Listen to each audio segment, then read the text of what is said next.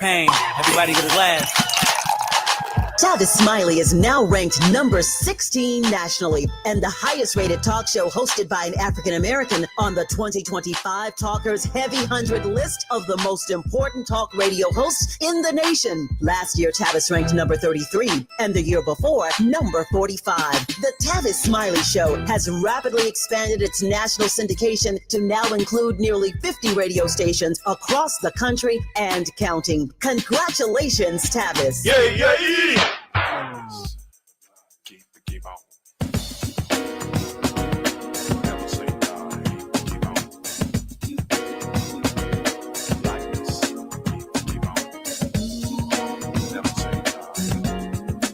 Like this. Never say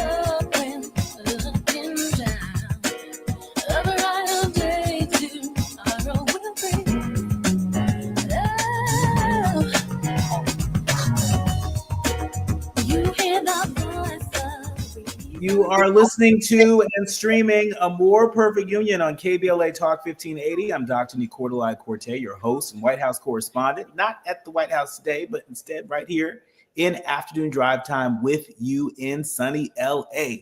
I'm in touch, and so you be in touch. Be sure to follow me on all the social media platforms at Dr. Nii-Quartelai. Just type in Dr. Nii-Q, DRNIIQ, and I pop right on up fresh for you to follow. Also, be sure to download the KBLA app. That way you can listen to us live or on demand. We're even so fancy these days that you can tell Alexa to play KBLA Talk 1580, and there we are for your listening pleasure. Last but not least, subscribe to A More Perfect Union podcast. That way you'll never miss an episode. And if you heard our first hour, you heard us talk about our new KBLA Health and Wellness Hub. We are committed to providing you with all the tips, tools, and resources we can to be as healthy as you can from the neck up and neck down. And so go to KBLA1580.com and take a gander at our new Health and Wellness Hub. You can tap in so many different ways, and we are grateful to provide the space to do that. Now, it's time for your national news roundup. It's time for the good, bad, and ugly headlines of the day. Ain't nothing ugly about this. Mayor Karen Bass announced today that you can sign up to be notified about tickets to the 2028 Olympic and Paralympic Games. The mayor tweeting that we've made significant progress and taken urgent action to prepare for these games. LA is ready to show the world the very best of our city. You can go to latimes.com/sports/Olympics.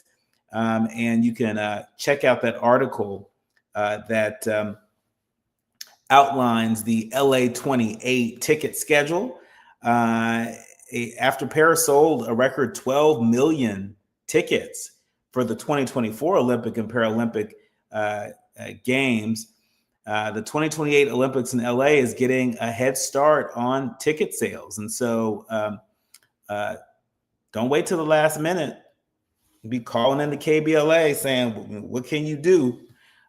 We're telling you years in advance. And so be sure to jump on that.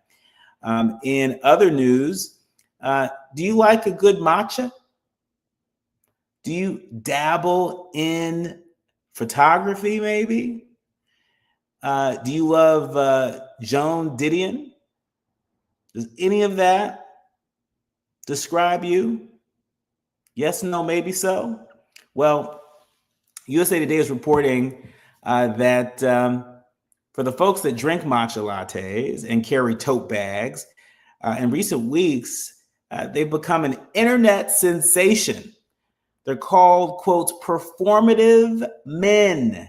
And even if you haven't heard of them yet, odds are you've seen one on your social media feed or in your local thrift store. You might be looking at one if you're streaming More Perfect Union right now. Who knows? But these are men who go to great lengths to signal how sensitive and intellectual and emotionally attuned they are without actually being any of those things. Think of the guys who have perfect vision but still wear glasses, wear only vintage clothing, and clutch a copy of a Joan Didion book wherever they go. Their lives are basically a near constant performance, all curated to show others, especially women, how enlightened they are. I can assure you that you don't want to see me driving without these glasses. They look cool, but they also get the job done. The trend is sort of appealing to the female gaze. One TikToker explains in a video, adding that the typical performative man thinks he's not like other guys and that he's emotionally aware. You've already been trying your best, but you want to show up a little bit better. Nothing wrong with that. And I would also add, performance is sometimes in the eye of the beholder. You know, there are, you won't believe how many people I meet who ask me if Nii-Quartelai is my stage name. They ask me, they say, what's your real name? And I say my real name is Nii-Quartelai Quartey. That's what's on the birth certificate. And people also get a kick out of learning that my older brothers are David, James, John, and Joseph. A story for another day. But when we come forward, I'm really looking forward to being in conversation with Roberto Clemente Jr. Yeah, the son of the Major League Baseball Hall of Famer. Well, there is a new documentary that is out. I watched it today. It is excellent. It's outstanding. And you might say, hey, you know, I'm not a big baseball fan. You don't have to be a big baseball fan to appreciate the life and legacy of Roberto Clemente. And so when we come forward, we'll be talking to his son about this marvelous new documentary. You are listening to and streaming A More Perfect Union on KBLA Talk 1580. You're listening to A More Perfect Union on KBLA Talk 1580. We've got a lot to talk about. Why'd I go to the doctor? My heart would race just taking my son to practice. It didn't feel right. So I got checked out. Turns out I have atrial fibrillation, which increases the risk of stroke about 5 times. Symptoms like irregular heartbeat, heart racing, chest pain, shortness of breath, fatigue, or lightheadedness can come and go. But if it's AFib, the risk of stroke remains. If you have symptoms, contact a doctor. I'm so glad I did. Visit notimetowait.com. Sponsored by Bristol-Myers Squibb and Pfizer. Lena Bloom for the Bail Project. Imagine you're stuck in a jail cell and you can't afford bail and someone offers you a way out. Just plead guilty and you can go home and kiss your kids goodnight. What do? What thousands have. You plead guilty whether you are or not. Cash bail makes poverty a crime. That's why the Bail Project helps those who can't afford it while fighting to end cash bail. Because freedom should be free. Brought to you by the Ad Council.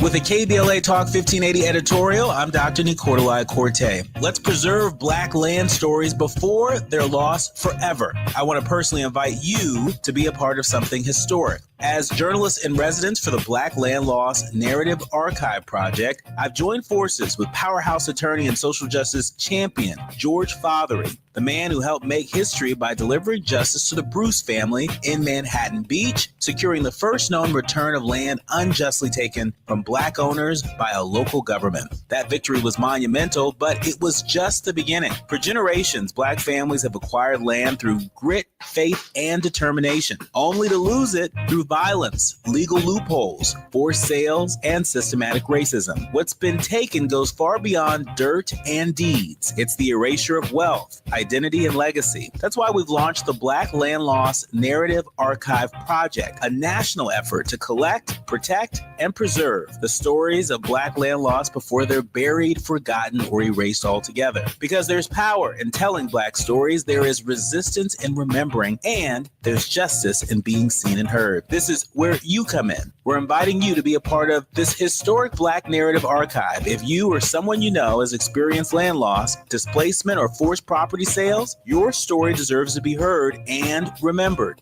Your story belongs in this archive. Your truth matters not just to your family, but to our collective future. Visit blacklandloss.org today. Fill out our simple intake form and add your voice to the National Archive of Remembrance, Resilience, and Reckoning. Let's make these stories live on, not in whispers, but on the record. With a KBLA Talk 1580 editorial, I'm Dr. Nii-Quartelai Quartey, and as always, we welcome your feedback. We have no permanent friends or permanent enemies. Only permanent interests as we effort to build a more perfect union. You are listening to and streaming A More Perfect Union on KBLA Talk 1580. I'm Dr. Nii-Quartelai Quartey, and really delighted to welcome the son of a legend. It's not every day that we get to talk to the kinfolk of a legend. I'm talking about Roberto Clemente. You don't have to be a baseball fan to bask in the commitment to excellence, to bask in the commitment to community that Roberto Clemente represented. And nobody may know that better than Roberto Clemente Jr., who is a baseball broadcaster. He's a former professional baseball player from San Juan, Puerto Rico himself. Welcome to the show. Oh, thanks for having me. Great to be here tonight. Thank you. Well, thank you for being here. We're here talking about your upcoming documentary about Roberto Clemente. It's called Clemente. The documentary comes out in select cities this Friday. I had a chance to watch it for the first time today, and I was blown away. I texted my producer, Art, and I said, "Oh my goodness, I can't wait to talk to him today," because your dad was, talk about raising the bar. I mean, he has garnered so much respect, not just in Puerto Rico, not just among Pittsburgh Pirates fans, but across the country and around the world for raising the bar. Why did you all feel that this was the time to tell your dad's story in a documentary?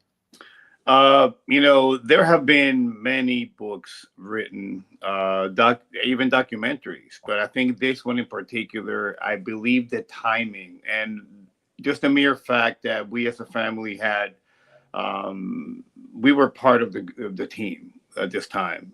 Never before this happened. We were, come on, be part of this. We want you to be part of this. And be able to be producers. So I think that's what made it very special for the family to be involved in. And Mom, that last interview that she did was with Vinegar Hill at the museum. So for us, it was even more special to be part of this project. And the timing to come out, I mean, it took 6 years. So I think that the timing in itself was God's timing, because before, it would have been great. But right now, we all need a story like this to come out, be able to unify the world and step back. It's a call to action to step back and take a look at how we're impacting our surroundings and environment and be able to do something just like as he did. One of the things that was mentioned time and time again in the film, and so many things have been written about your father, Major League Baseball Hall of Famer Roberto Clemente, is his heart was with the people, particularly people who were suffering. As you reflect on your father's life and legacy, how do you compare that to sort of modern times where, sometimes when we're, thumbing through the paper or, we're scrolling through our social media, and it appears sometimes as if we have, professional athletes and celebrities that are more interested in themselves and building their own brands than building community and showing up for the least among us. How do you reconcile that as we all try to process and digest some of the latest headlines of the day? You know, we as human beings, even though way back when, you have the same type of characters around you. Obviously, from back in the day, you have very colorful guys that were loud, and we all have those type of people around us, and trying to get us to go out and hang out, and I mean, there were sacrifices that he made. He very at the beginning, he knew he was going to represent uh, the minority people, the working class, and that's how he really put it upon himself before he walked over that line in 1955. And he already knew that by working hard, making sure that he made sure he felt respected, made sure he demanded respect, because he was going to be representing the players behind him coming up. I think that he really made sure that he stayed in that lane, to pave the way the right way, utilizing that platform. Um, hyper focusing on what he loved the most was helping the children, helping people. And I think that's what motivated him the most, was his faith in the Lord, and really making sure that he impacted those young people that needed some guidance. I mean, speaking of young people that were impacted, there were so many stories that you all packed into this film, but one that comes to mind was a kid that was just outside, practicing, and your father drove by, and he recognized your dad's car and waved him down. And your dad actually stopped and played catch with him and wanted to see what he had to offer athletically. And his parents were blown away, so blown away they invited your dad in for dinner, and he went and had dinner with a family that he hadn't known before, and of course has had a lasting impact on them. I would imagine these are just some of the stories that are in the film, but how many more of these stories exist that you couldn't get into the film?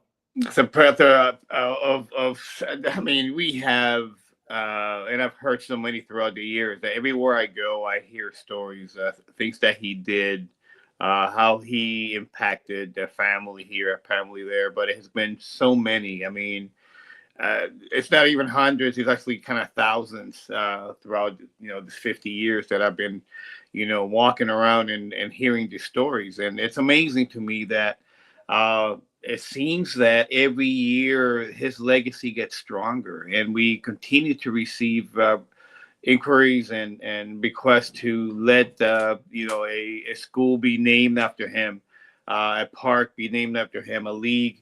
Every year, just more and more, and it's amazing. Hospitals. So obviously, there's a lot of kids that are learning about Clemente in school, and I believe that this documentary is only going to really fortify that learning experience that they're having in school in 3rd and 7th grade.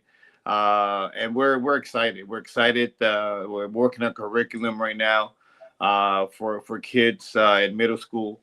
And I can tell you that the impact of Clemente is still going strong. Very, very much so. Very much so. One of the continued impacts he has is on the community in Pittsburgh, Pennsylvania. He arrived in Pittsburgh as a historic first and only. By the time he passed, the Pittsburgh Pirates, had a record number of Black and brown folks that were on the roster. And this was before there was any diversity, equity, and inclusion initiative. Talk to us about how you're reflecting on that. The fact that we live in a time where clearly there's an attack on all things diversity, equity, and inclusion. But there's always been an attack on all things diversity, equity, and inclusion. Talk to us about how your dad made a way that led to more and not less opportunity for Black and brown folks in Major League Baseball. From the very beginning, even when he first got to Pittsburgh, for example, even the media, they didn't know how to handle him, and they called him a hot dog. A Puerto Rican hot dog just arrived to Pittsburgh. But at the end of the day, it's the fact that they did not want him here, but he made himself felt. And at the end of the day, he always said, if I'm not good enough to, eat here, play well here, and so forth, I'll leave. It's fine. But you know what? He said, I'm here to play baseball. Baseball was just that vehicle to transform the people that were not believers, he really changed so many minds in Pittsburgh, Pennsylvania, because of the way that he carried himself on and off the field. They wanted to win. He helped them win. But off the field, he was something completely different. It was an outsider. He became an insider. He became someone that advocated for the community. He advocated for people everywhere. He actually went to the mayor of the city many times, advocating for different people he didn't even know, for them to get jobs, and be able to recognize that yes, he was going through a lot of things, but the racism was very, very. You can feel that he was going through it, but he kept his head high. He kept getting better and getting better. You cannot deny when you're good, you belong, and they have no choice, and they have no choice to actually let him speak his mind, because the platform, he made it his. He did. He made it his. Some folks in the film saying that, quotes, everything about him was royalty. Has that been hard to live up to? Not just as his son, but as the son who also bears his name. How have you managed sort of the weight of your dad's living legacy while also trying to, go down your own path and pursue your own dreams?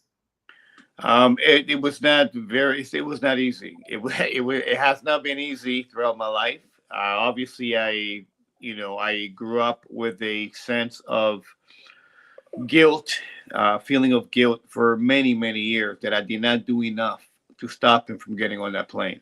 And I took that very personal. I took that very, very hard. People don't understand how hard I took that, because I knew that the plane was going to go down.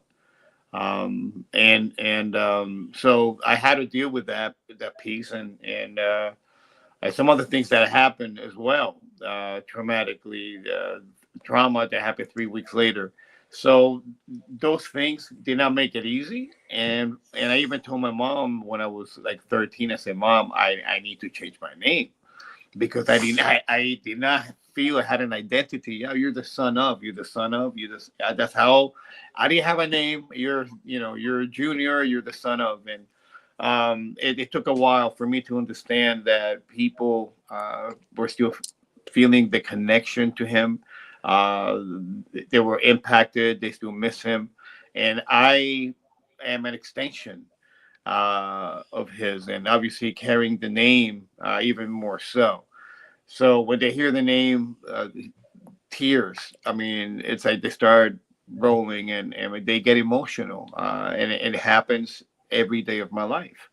So it has been hard. I was consoling people that I didn't even know, and I never had a chance to grieve myself since the day of the accident.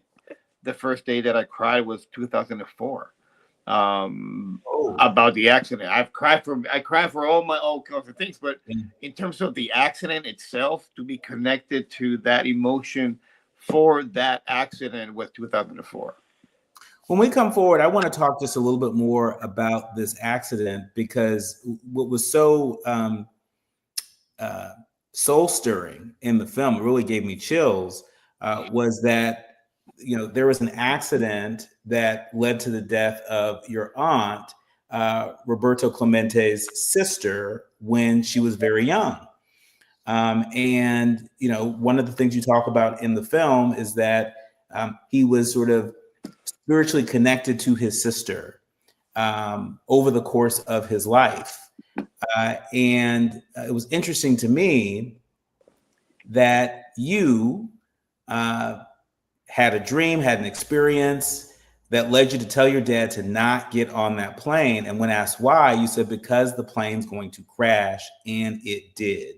I want to, talk about, how this experience continues to shape your spirituality and the spirituality of your family, which is a through line in the film. You are listening to and streaming A More Perfect Union on KBLA Talk 1580.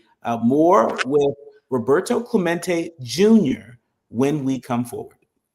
The audience is listening, thought-provoking, eye-opening, heart-rendering. This is where authentic voices meet powerful discussions on culture, community, and change. This is where Black voices matter. He's breaking boundaries, amplifying diverse perspectives, and tackling the issues that matter most to you. You're inside A More Perfect Union with Dr. Nii-Quartelai Quartey on KBLA Talk 1580.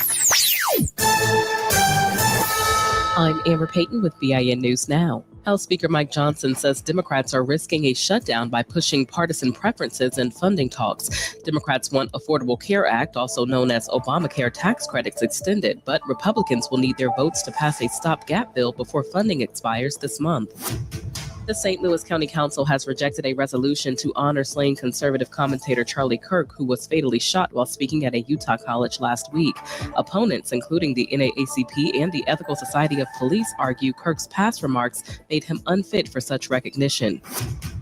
And 5 New York City strip club executives are charged with bribing a state tax official to dodge $8 million in taxes from 2010 to 2014.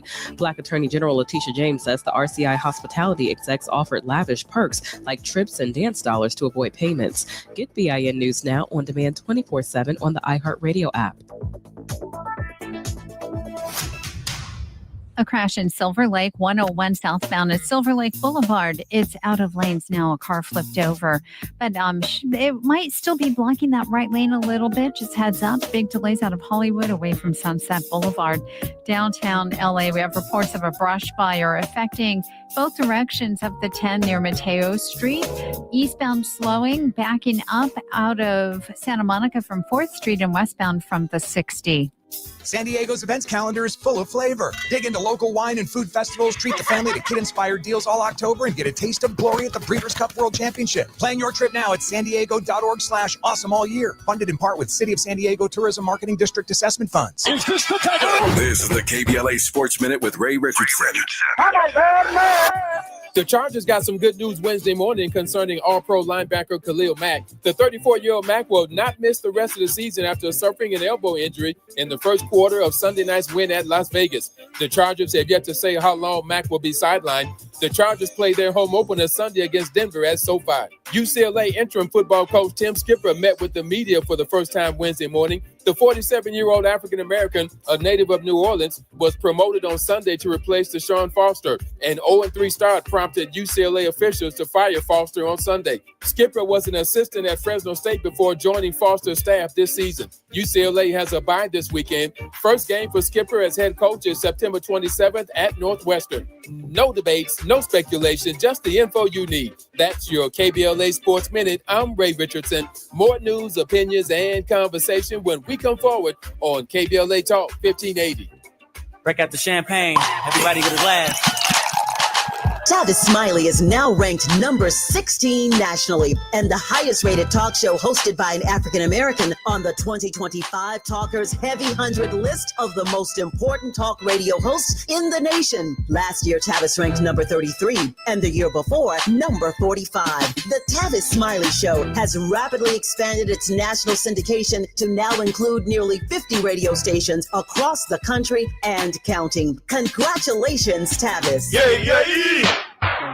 September is World Alzheimer's Month, a time to shine a light on a public health crisis that deeply impacts Black families. 1 in 5 Black adults ages 70 and older is living with Alzheimer's disease, or AD, and the risk is twice as high compared to white adults. But AD isn't just forgetting a name or losing track of time. Signs of early AD could be repeating questions, missing appointments, or struggling with bills and daily tasks. These things aren't a normal part of aging. Here's the good news. Treatments are available that may help if AD is diagnosed early. If you notice changes in memory or daily routines, whether in yourself or a loved one, don't wait. Early diagnosis and intervention are key to managing AD effectively. To learn more about AD and a potential treatment option, visit treatalsearly.com. That's treatalzearly.com to learn more about the signs and symptoms and a potential treatment option. This message is brought to you by AZI.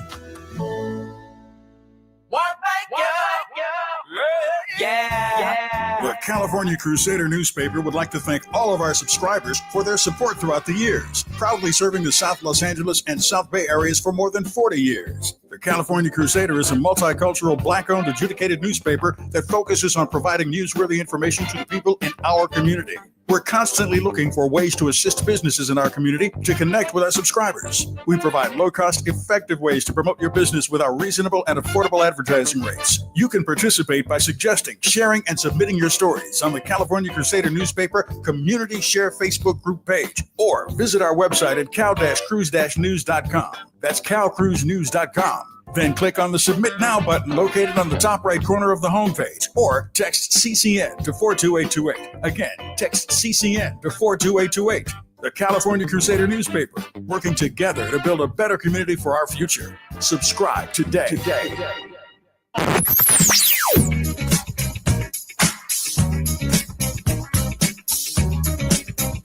This is KBLA Talk 1580. Talk radio. That's music to your ears. We're unapologetically progressive. KBLA Talk 1580. Hit me! National news of consequence, informed opinion, and analysis beyond the headlines. You're listening to A More Perfect Union on KBLA Talk 1580. You are listening to and streaming A More Perfect Union on KBLA Talk 1580. I'm Dr. Nii-Quartelai Quartey, and really just thrilled, honored to have Roberto Clemente Jr. With us today. He's the executive producer of Clemente, the documentary that is coming out, Run, Don't Walk, to see it. Where can people go to check out the documentary? Well, they can go to clementefilm.com. They can actually check out where the film is playing, what theaters. It will be streaming out also on History Channel on the 23rd. So we're excited for everyone to be able to have the opportunity to watch this documentary, like I said before, and let it be a call to action for all of us. Absolutely. Before the break, we were talking about the plane crash, the accident that took the life of your father, Roberto Clemente, MLB Hall of Famer. One of the things I didn't know about that story is that you as a kid said to your dad, don't get on that plane. You said to your dad, don't get on that plane. It's going to crash. What gave you that impression? Where did you get the idea that his plane was going to crash? It was a message. We didn't know he was flying. I had no clue. When I woke up that morning, I was excited because we were having a New Year's Eve party. We had our friends flying in from, Pittsburgh, Allentown, Philadelphia, New York, and they were all coming to spend some time with us in the winter and for the party. So I already knew they were coming. So I woke up excited. And as I'm walking towards Dad, he was sitting in the dining room table, wanted to say bendición, bless me, as we always do. And as soon as I got to in front of him, that just came out of my mouth, from out of nowhere. And he looked at me, and I said, Dad, don't, like, I already knew. This premonition just was so strong. He said, no, see you when I get back. And obviously the rest is history, because the plane went down. Was that the first time you had a premonition like that? It was my first, but not my last. Yes, it was my first. That was my first one. I was 7. I've had quite a few after that. Things, I knew my grandmother passed without anyone letting me know. I told my mom, I informed my mom that my grandmother had just passed, and 2 minutes later the phone rings, and she had passed. A year after the accident with Dad, I came home from school and went to get my backpack to my room, and I saw my grandfather laying in our guest room, and with a brown paper bag. He had a brown paper bag full of candy every time we went visit on top of his night table. So I went, and he had his bag, and he's smiling. So I go and I drop off my backpack. But when I come back, he's gone. And I asked, our Nancy, where's Grandpa? Said there's no one at the house. He had passed as well. But I've had, in terms of premonitions, I've had quite a few that people I didn't even know, that all of a sudden I stopped them in the street with a message for them, and it's people kind of but I feel that it's a message that I need to really deliver. So whenever it happens, I tend to deliver that message. Do you believe your dad was also sort of gifted in that way, in some special way? I mean, there's some reference in the documentary to sort of the visions he would have with his sister. Yeah, absolutely. The family from his father, my grandfather also had that, the ability, or that gift, if you will. I know that Dad was very spiritual, and that relationship with Anaides, his sister, all throughout his life, was very, very evident that she was with him at all times. Well, these are just some of the insights that you get to enjoy in what is a very well done documentary. I thoroughly enjoyed it. I highly recommend it to all of our leaders, learners, and listeners. We want to make sure that you go to clementefilm.com to figure out where it's playing in a theater near you, but know that it will be streaming on the History Channel on September 23rd. And so lock that in and make an event out of it. God bless you and God bless your family. What a terrific film. And let me just say that we end every show by reminding people to do what they can from where they are with what they have. And to me, that is very much the legacy of your father, even to the very end, doing what he could with his platform, doing what he could with his voice, doing what he could with his resources to show up and support other people. And so I hope that that part of your dad's legacy brings you and your family comfort. Thank you so much, Doctor. I appreciate you for having me. Thank you. You've been listening to and streaming A More Perfect Union on KBLA Talk 1580. More when we come forward. Striving to make America a nation as good as its promise. This is A More Perfect Union on KBLA Talk 1580. We've got a lot to talk about. If you're an African-American mom who is pregnant or have a baby under 6 months old, you deserve care that lifts, listens, and lasts. Black Infant Health is for you. It's a free program with individual support, group sessions, and resources to start your mothering journey. BIH makes space for moms and their families to create community. Learn more about the programs in Los Angeles County. Check us out at blackinfanthealth.org. Imagine a world without heart disease and stroke, where every person has the chance to live a full and healthy life. Join us for a walk to save lives at the American Heart Association's Greater Los Angeles Heart and Stroke Walk, Saturday, September 20th at the Rose Bowl. Every step made and every dollar raised means more people learning CPR, more life-saving research, and more time with the ones we love. Sign up at heartwalkla.org. The LA Heart and Stroke Walk is sponsored by Optum, UCLA Health, Keck Medicine of USC, and Dignity Health. This is the story of the one. As a custodial supervisor at a high school, he knows that during cold and flu season, germs spread fast. It's why he partners with Grainger to stay fully stocked on the products and supplies he needs, from tissues to disinfectants to floor scrubbers. Also that he can help students, staff, and teachers stay healthy and focused. Call 1-800-GRAINGER, click Grainger.com, or just stop by.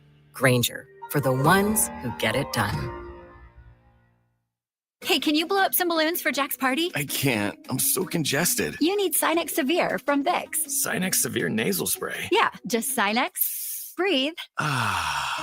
Sinex Severe instantly relieves nasal congestion and works 6 times faster than nasal decongestant tablets. The 12 hours of relief allow you to get back to the moments that matter without congestion. Daddy, we need more balloons. On it! Try Sinex Severe from Vicks. Just Sinex. Breathe. Use as directed.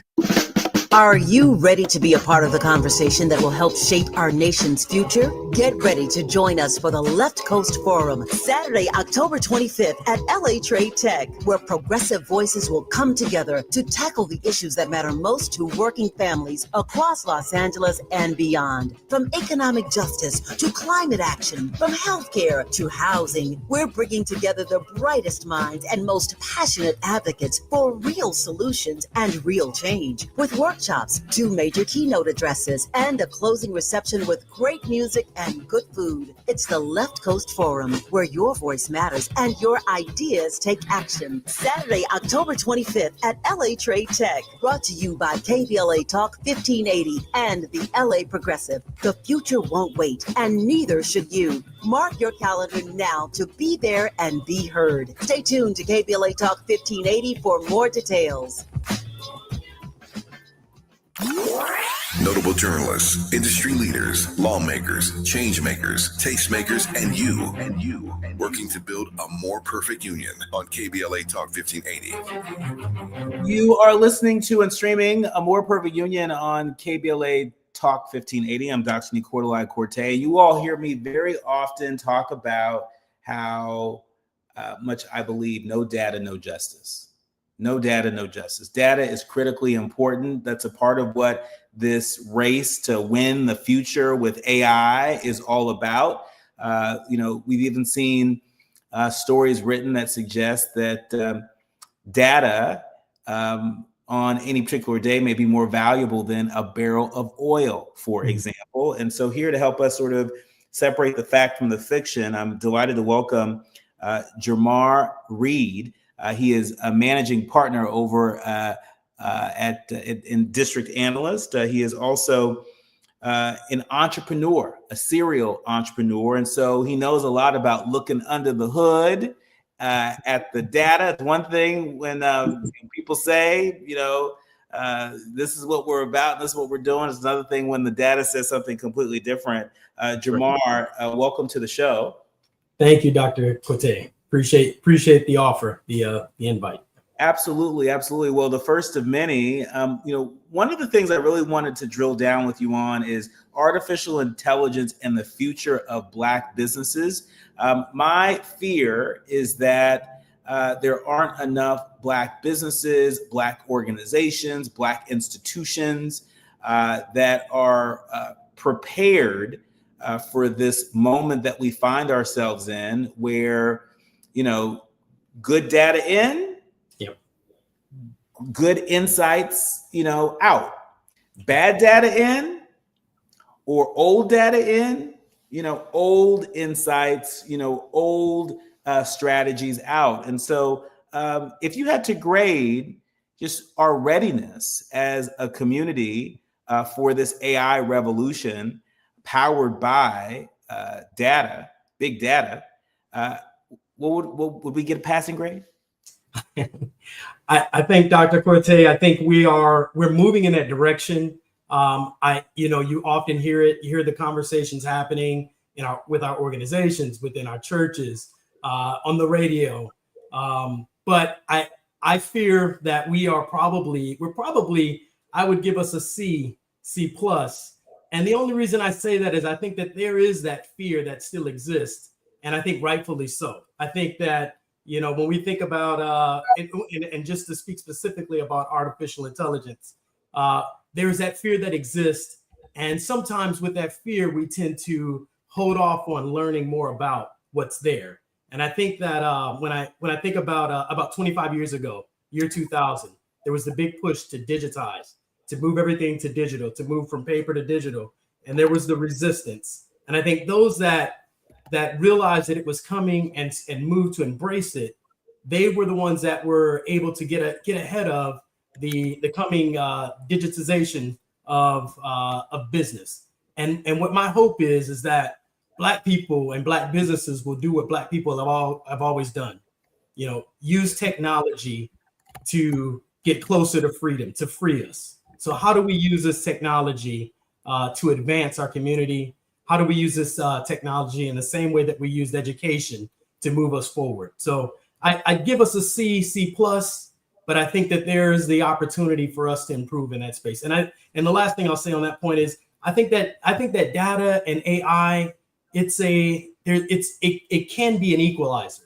And I think the goal is to democratize that data, make sure that, and I think that's the great thing about AI is that it allows for small businesses, small Black businesses, to have access to information that might have in the past only existed in large organizations. So I hope I answered your question there. Yeah. No, I know. I think you did. I mean, my mind goes to, what are some examples, of, leaders on the front lines that we may want to model ourselves after, or case studies that we may want to lean into in terms of Black businesses, Black entrepreneurs that are embracing AI and are experiencing smart growth.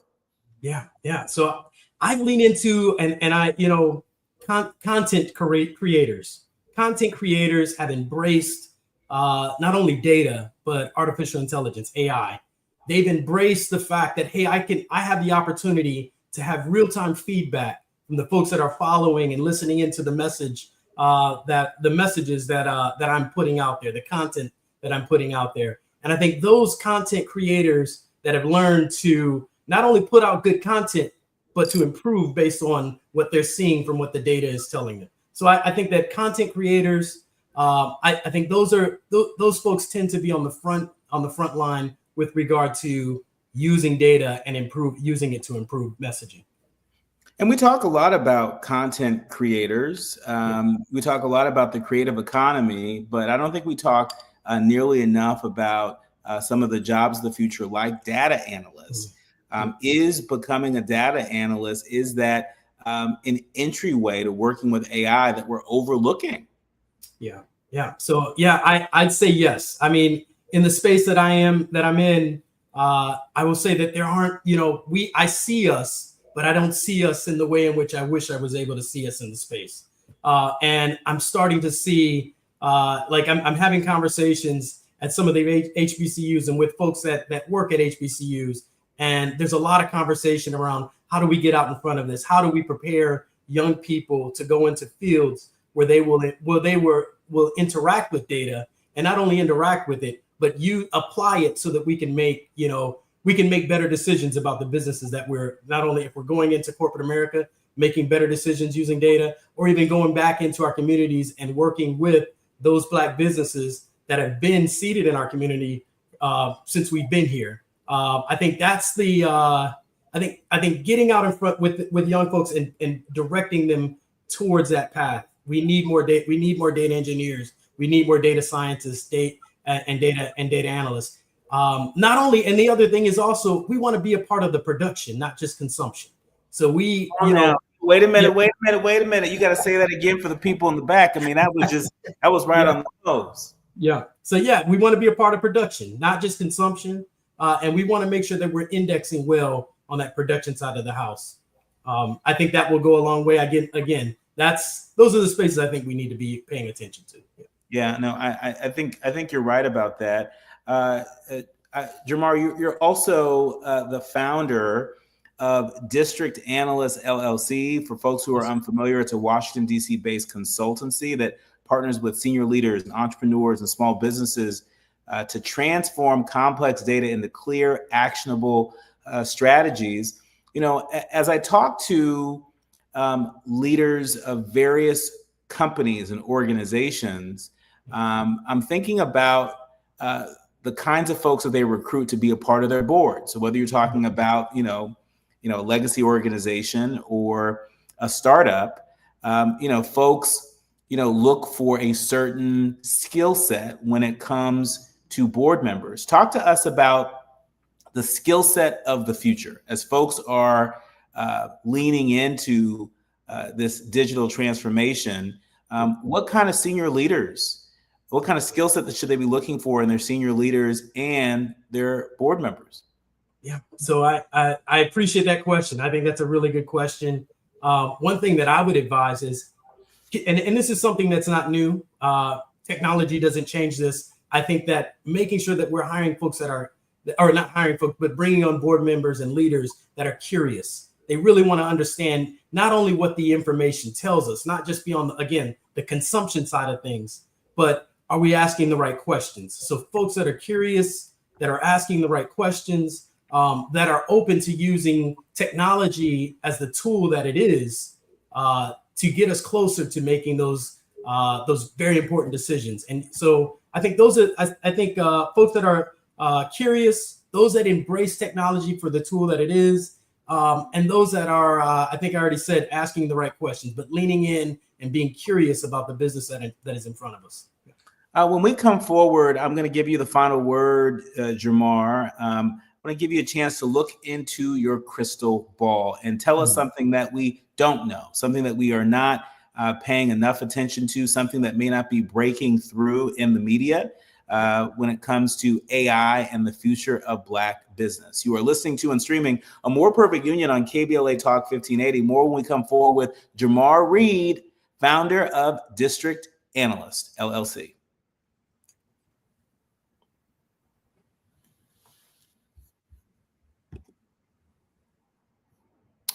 Oh, well, we're back. We're back with Jamar Reed. That was basically the broadcast equivalent of psych. That's all right. So Jamar, in our remaining minutes, I want to ask you, what is it that we don't know? What is it that we might be missing? What's not breaking through the very noisy media environment that we find ourselves in when it comes to Black people, Black businesses, Black organizations, sort of meeting the moment and leaning into AI for the sake of the future of our businesses? Yeah, and I'll give it very quickly. I mean, there was a McKinsey report that came out in 2023 that basically said that there's the chance that if Black folks don't embrace and make space and move into utilizing AI, it could lead to a $43 billion gap in the wealth income between our community and the white community. But there is I say that saying that that's what could happen, but I think there is the opportunity to close that gap and to use the fact that there is the opportunity to democratize data, to basically flatten the playing field, have access to information that we would not ordinarily have access to, and use that information to improve our businesses, make our businesses. I guess how do I say? I'll just say improving our businesses in the way that we run those businesses. So there is the opportunity to close that gap. Yeah. Well, and it's a gap that we have no alternative. We have to do everything we can to close that gap. There already is a wealth gap that exists in this country, and if we turn a blind eye, to your point, this will only make it worse. Jamar, I hope we can have you back again very soon to dig a little bit deeper. When we say on this show, no data, no justice, we mean it. But we don't want to just stop there. We want to make sure that we are empowering people with the tips, tools, and resources to do something about it. I know that you've talked extensively about the data advantage and how Black-owned businesses can leverage analytics to compete and win. I think there are a lot of our leaders, learners, and listeners that want to hear more from you on that. And so I hope you'll take us up on our invitation to come back again soon. Absolutely. Thank you so much, Dr. Quartey. I really appreciate you having me today. Thank you. This is where we're going to have to leave it. My thanks to the entire village that helps us produce a more perfect union each and every day. Our executive producer, Tavis Smiley, also a Kappa man. Just saying. Just saying. Jamar, I know. I read all my notes. Our thanks to our sound engineer extraordinaire, Brother Andy, to our show producers, Faraji and Art and Journey. Thank you. And to all of our leaders, learners, and listeners, we thank you too. I saw what you said in the chat, Selena Ricks. I'm glad that you are a proud leader, learner, and listener. And as we always say, don't panic, organize. Do what you can from where you are with what you have, but by all means, do something. I'm Dr. Nii-Quartelai Quartey, and you've been listening to and streaming A More Perfect Union on KBLA Talk 1580.